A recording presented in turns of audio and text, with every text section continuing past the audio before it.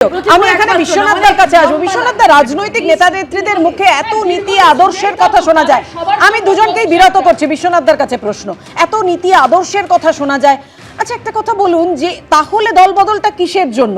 আদর্শ নাকি তার কাছে বড় হয় কুর্সিটা? দেখো, প্রথমত বলবো যে যারা বিধায়ক বা সাংসদ হয়ে দলবদল করেন তাদেরকে তো মানুষ ভোটের লাইন দিয়ে ভোট দিয়ে জিতিয়ে জেতায়, একটা দলে হয়ে জেতায়। ফলে মানুষ কষ্ট করে রৌদ্র জলে ভিজে যখন ভোটের লাইন দিয়ে একজনকে বিধায়ক করে বা সাংসদ করে, আর সেই মানুষের রায়কে যখন সেই বিধায়ক বা সাংসদ বাজারে বিক্রি করে, মানুষের রায়কে বিক্রি করে অন্য দলের পতাকা নেয় বা অন্য পদত্যাগ না করেই দলত্যাগ করে, তখন মানুষের সাথে প্রতারণা করা হয়, মানুষের সাথে বিশ্বাসঘাতকতা করা হয়। এই রাজনৈতিক সংস্কৃতি পশ্চিমবাংলায় সত্যি ছিল না। এটা বামেদের বিরুদ্ধে আমি এই অভিযোগটা আনতে পারবো না যে বাম মানে তৃণমূলের বিধায়ক বা কংগ্রেসের বিধায়কদেরকে বা পঞ্চায়েত সদস্যদেরকে বামেরা দলে দলে নিয়ে চলে গেছিল, ভয় ভীতি সন্ত্রস্ত করে বা পদত্যাগ করতে বাধ্য করেছিল, দলত্যাগ করতে বাধ্য করেছিল। এটা মমতা বন্দ্যোপাধ্যায়ের রাজনৈতিক সংস্কৃতি, তিনি উত্তর ভারতবর্ষ থেকে এনেছেন এবং দল বদলের রাজনৈতিক যে রেওয়াজ সেটা আরো বেশি সমৃদ্ধ করেছে বিজেপি এ রাজ্যে প্রধান বিরোধী হয়ে ওঠার পরে।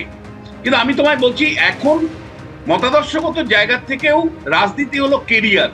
রাজনীতি কেরিয়ারে যেখানে সম্ভাবনা বেশি, মানে সেখানেই কিন্তু মানুষ ঝাঁপ দিচ্ছে। সেই সম্ভাবনাটা অনেক সময় যে সঠিক হয় তা নয়। তুমি জানো 2021 সালে চার্টার বিমান করে সব চলে গিয়েছিল তৃণমূলের সমস্ত, মানে মন্ত্রী টন্ত্রী সব চলে গিয়েছিল, দিল্লিতে গিয়ে বিজেপির পতাকা ধরেছিল তৃণমূলের নেতারা। ফলে তারা মনে করেছিল বিজেপি ক্ষমতায় আসবে, কিন্তু তাদের মানে অনুমানটা যে ঠিক ছিল না সেটা ভুল। ফলে দল বদল করলেই সেই দলের পাল্লা ভারী এমন ভাবার কোনো কারণ নেই।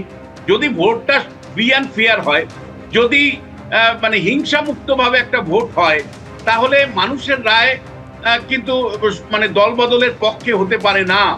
আমি বারবার তোমাকে বলতে চাই, দল বদলের যেমন মনস্তাত্ত্বিক মানে একটা ভীতি তৈরি করার জন্য দল বদল করানো হয়, দেখানো হয়, বিরোধী পক্ষকে চাপা মানে একটা ধাক্কা দেওয়া হয় যে ভাই দেখো যে তোমার শিবির ভাঙছে এবং আমার শিবিরে যুক্ত হচ্ছে। এই থিওরিতে ভোটারদেরকে সাইকোলজিক্যালি প্রেশার যেমন দেওয়া হয়, ঠিক উল্টোটাও হয়। ভোটাররা যদি মনে করে যে এই দল বদলটা কার্যত প্রহসনে পরিণত হচ্ছে এবং এটা একটা নোংরা রাজনীতিতে পরিণত হচ্ছে, তখন ভোটাররা কিন্তু কাউন্টার অবস্থান নিতে পারে। অর্থাৎ তারা মনে করতে পারে যে যে দল ভাঙিয়ে অন্য দল থেকে লোক আনছে, তাদের বিরুদ্ধে মানুষের মতামত তৈরি হতে পারে, জনমত তৈরি হতে পারে।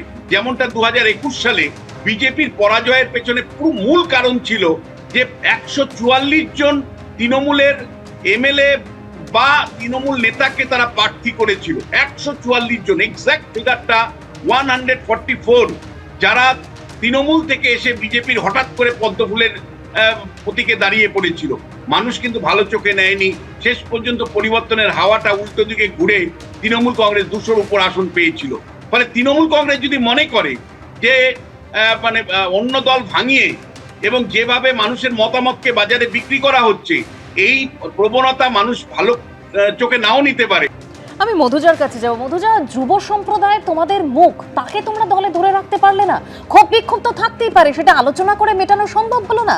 কারণ সিপিএম তো সংগঠন বেশ দল। আলোচনা করতে কতটা চেয়েছিল, এখন সেটাই আমাদের কাছে সব থেকে বড় প্রশ্ন।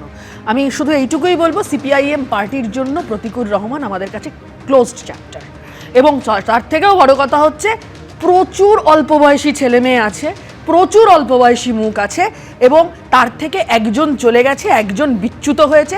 এই সিপিআইএম পার্টি প্রতিকুর রহমানকে তৈরি করেছে, যে প্রতিকুর রহমানকে আজকে তাই বিজেপি এই আজকে তৃণমূল হচ্ছে যে এত ঘটা করে নিয়েছে। আমাদের দম আছে, আমরা আরো 10 জন প্রতিকুর রহমান তৈরি করে নেব। তোমরা তৈরি করবে, অন্য দল নিয়ে যাবে? না, পারবে না। আরে একজনকে নিয়েছে, আমরা এরকম অনেক তৈরি করেছি, তারা সবাই পার্টিতে আছে, তারা সবাই আমরা পার্টি। আলোচনা, প্রতিকুরের সঙ্গে আলোচনার জন্য শীর্ষ স্তর প্রস্তুত ছিল আমাদের পার্টিতে। আমরা সব সময় আলোচনার দরজা আমাদের কাছে সব সময়ের জন্য খোলা। কেউ শোনেনি সব সময়ের জন্য এত ক্ষোভ, এত অসন্তোষ। দেখুন, পার্টির বাইরে, দেখুন পার্টির বাইরে যখন বেরিয়ে পার্টির কথা বলা হয়, সে প্রশ্নের উত্তর দেওয়াটা আমার মনে হয় যে আজকের দিনে দাঁড়িয়ে প্রতিকূলের কোনো প্রশ্নের উত্তর দেওয়ার কোনো আর জায়গা নেই।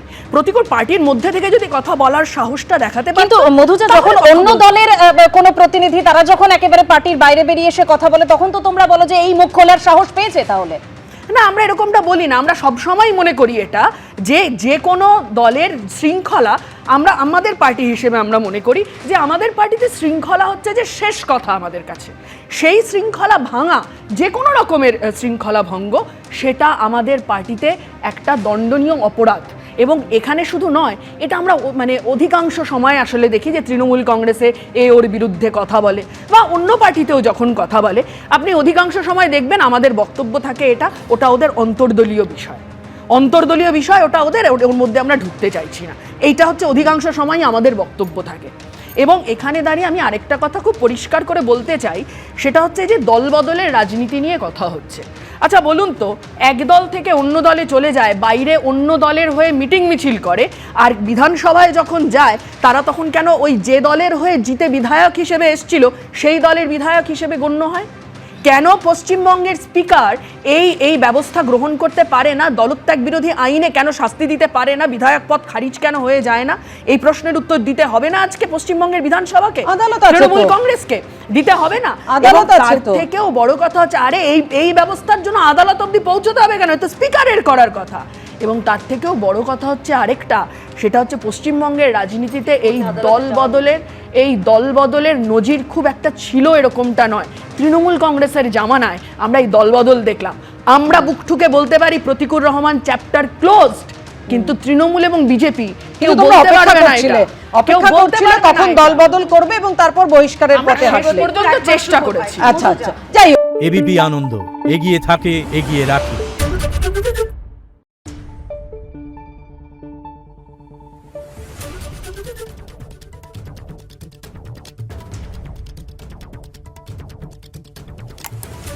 Thank you.